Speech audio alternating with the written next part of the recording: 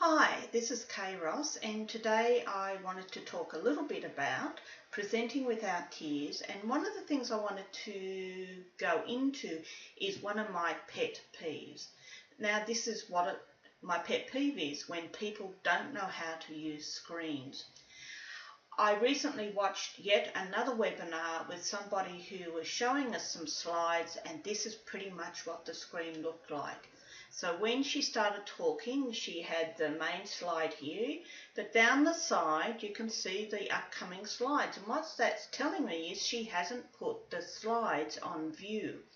And so when she was talking, she said, "Hello, my name is so-and-so, and today I'm going to talk about who I am and go through some steps in terms of presenting."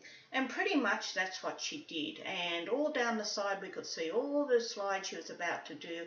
And I don't know about you, but for me it was really frustrating.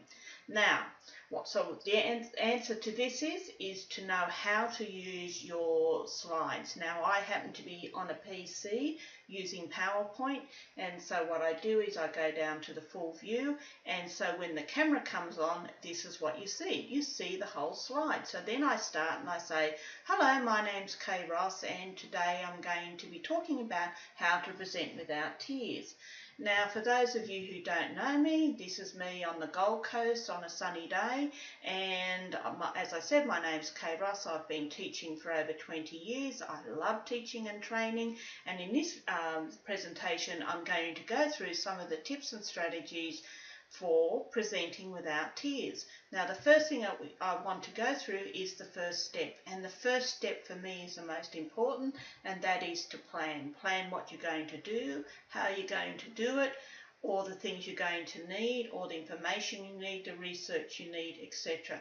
Now, the next thing you need to do is plan some more. There is never too much planning. There's no such thing as planning more than you need to. The more planning you do, the more confident you're going to be when you're presenting. And I'm talking about presenting online and face-to-face.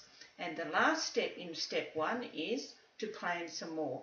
So in this presentation, what I've done is show you what happens when you don't plan properly and you end up with something that looks like that, and the difference between that and having your slides set up so that you're showing the whole slide and that's what everybody sees.